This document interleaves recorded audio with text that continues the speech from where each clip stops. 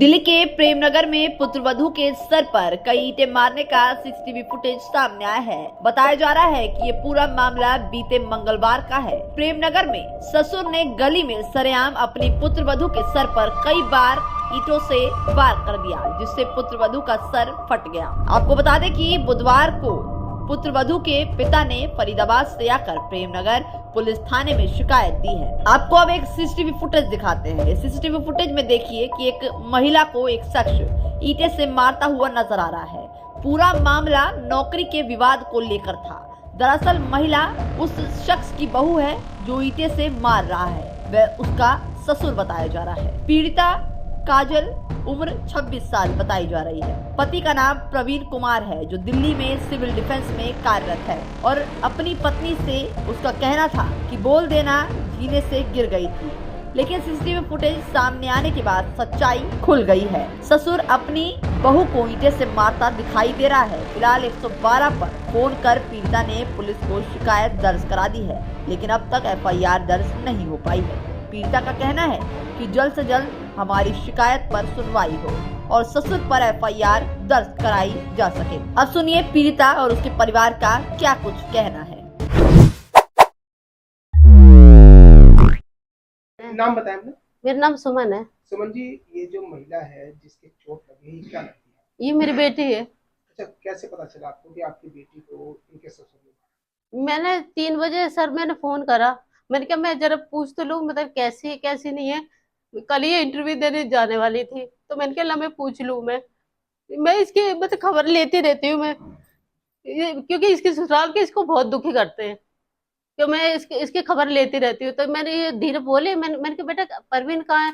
तो कहने लगे कि मम्मी ये यही है। मैंने कहा बेटा तेरे को बुखार आ रहा है क्या है जो तेरी आवाज ऐसी हो रही है? कहने लगे नहीं मम्मी मैं जीने पे से गिर गई, मैं कपड़े धो रही थी। फिर इससे कहा, मैंने कहा कि बेटे जब तेरे को पता है वहां की सीढ़ियाँ अच्छी है तू क्यों गई? तो कहने लगे मम्मी जल्दी आ जाओ। तो मैंने फिर इसके पापा को फोन करा। फिर हम तुरंत ही बैठे और तुरंत ही यहाँ आए। तो ये कहने लगे मम्मी तुम गुस्सा तो नहीं हो गई कि मेरे ना ससुर ने मुझे मारा है?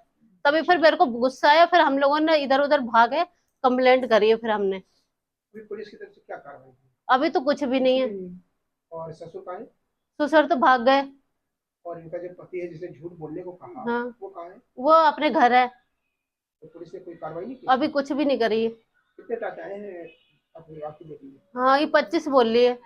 क्योंकि मैंने तो देखे भी नहीं है। तो अभी क्या कहना है, पुलिस से क्या मांग? मैं बस यही चाहती हूँ कि इसके सास की और इसके देवर है और इसके ससुर है, इन लोगों को क्या कहते पुलिस में दो। इसके मतलब मैं चाहती हूँ इन लोगों को सजा होए बस। इन्होंने 4 साल से बहुत दुखी कर रखा तो है। कल पुलिस आई थी आपके कॉल करने के बाद, तो उन्होंने क्या कार्रवाई की? उन्होंने तो अभी कुछ भी नहीं करा। नाम बताएं अपना। काजल। काजल, आपके साथ किसने मारपीट की, क्या नाम है और क्या लगते थे वो? सर मेरी ना 4 साल पहले शादी हुई थी, तो दहेज की वजह से वो लोग परेशान करते थे। मैंने केस भी किया।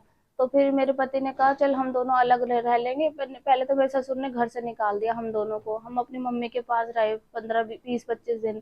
फिर हम मेरे पति ने यहाँ पर आके नांगलोई में रेंट पे घर ले लिया। तो फिर खर्चा ढंग से चल नहीं रहा था। मेरे पति सिविल डिफेंस में 20-20 हज़ार रुपये कमाते हैं। तो मैंने बोला मैं भी कहीं जॉब कर लेती हूँ। तो मेरे 2 इंटरव्यू परसों हो गए थे। कल मेरे को फाइनल इंटरव्यू के लिए जाना था। तो मेरे पति ने घर पे बताया कि भाई मेरी वाइफ इंटरव्यू के लिए जा रही है। तो उन्होंने बोला तुम्हें जो करना है वो करो, लेकिन मेरी बाइक है, बाइक मेरी घर पे रख दो। तुम्हें मेट्रो से जाना है, ऑटो से जाना है, कैसे भी जाओ। फिर मैं जाती थी अपनी एलर्जी की दवाई लेने के लिए डिस्पेंसरी। मुझे नहीं पता था वो वहीं बैठे हैं। उन्होंने मुझे देखा और मेरे में ईंट बजाई 3-4 बारी। फिर मैं वहीं बेहोश हो गई। तो कैसे होश कब आया और कैसे पता चला? थोड़ी देर बाद ही होश आ गया था। जैसे उठाया हल्की सी देर के लिए बेहोश हुई थी। फिर मेरे पति मेरे को वहीं प्राइवेट उसमें लेके गए। तो उन्होंने बोला कि ना ये बोल दियो कि सीढ़ी से गिरी है ताकि जल्दी हो जाए, क्योंकि अगर वैसे बोलेंगे कि मारा है किसी ने तो वो लोग करेंगे नहीं। खून बहुत बह रहा था, पूरा सूट चुन्नी सब खून से भर गए थे। कितने टाका है सर? सिर में सर, सिर में पता नहीं सर, डॉक्टर को पता। टोटल 25 टाके आए। हाँ तो ये उंगली में भी लगी है सर, उंगली फट गई है। पुलिस ने क्या कोई कार्रवाई की? 100 नंबर पर आपने कॉल किया, पुलिस से आपकी क्या मांग है, क्या कहना चाहते हैं? सर मेरे ससुर को जेल में करवाए सर। तो अभी पुलिस आई थी, अभी कोई कार्रवाई की बात कही है पुलिस ने? पुलिस नहीं आई है सर, अभी रात को ही आई थी, फिर नहीं आई है। और जब से मैंने रेंट पे घर लिया है सर, मेरे सास और ससुर दोनों उसी गली के चक्कर लगाते रहते हैं। वहाँ परचून की दुकान है, वहां से कुछ लेते नहीं है, लेकिन वहीं खड़े रहेंगे, उसी वही देखते रहते हैं मैं क्या कर रही हूँ क्या नहीं कर रही हूँ। नाम बताएं एक बार अपना। सत्य प्रकाश। सत्य प्रकाश जी, आपकी बेटी को किसने मारा, क्या घटना पूरी थी ये बताइए। मेरी बेटी को मेरी बेटी के ससुर ने मारा है और इंटरव्यू के लिए देने जा रही थी उसके चक्कर से। तो उसके चक्कर से इंटरव्यू देने के लिए जा रही थी, उसके चक्कर से मारा है। नीचे उतरी तो उस समय दौड़ा दौड़ा कर ईंटों से मारा है। और मैं ये मांग करना चाहता हूँ, हमारी बेटी के 25 टाँके हाथ में और सर में 25 टाँके आए हुए हैं। और इससे मैं गुजारिश करता हूँ कि ऐसा है, इन लोगों को कड़ी से कड़ी सजा को दी जाए, जेल में इनको डाल दिया जाए। और इसकी सास भी कम नहीं है। मैं दहेज के लिए मेरे को 4 साल से मेरे को परेशान कर रहे हैं कि दहेज देने के लिए। मेरे पास इतनी गुंजाइश नहीं, मैं एक छोटा सा काम करता हूँ, होटल में जॉब करता हूँ। जितना था उसके हिसाब से मैंने बहुत कुछ दिया था शादी में। लेकिन अब ये मेरी बेटी किराए पे अलग रह रही थी, इन्होंने घर से निकाल दिया था, तो रेंट पे मेरी बेटी और दमाद रह रहे थे। लेकिन फिर भी इनको मंजूर नहीं हुआ कि वहाँ रहते हुए ये रोज़ वहाँ घर के नीचे चक्कर लगाते रहते थे, क्या कर रही क्या नहीं कर रही। अब ये घर की परिस्थिति कम होते हुए इसलिए जॉब करने के लिए सोच रही थी। अच्छा, जब जॉब करने जा रही थी तो ससुर ने क्यों मारा, कुछ पता चल पाया? ये जॉब करने चाहते कि नहीं जाए, अगर नहीं जाना चाहते तो घर पे बैठा के अपने खिलाते। कोई ज़रूरी थोड़े से थे मतलब ये जॉब करना। अब घर से भी निकाल दिया, रेंट पर रह रहे और दमाद की 20,000 तनख्वाह है। और इसके बाद में आधे से ज़्यादा तो घर पे देता दमाद।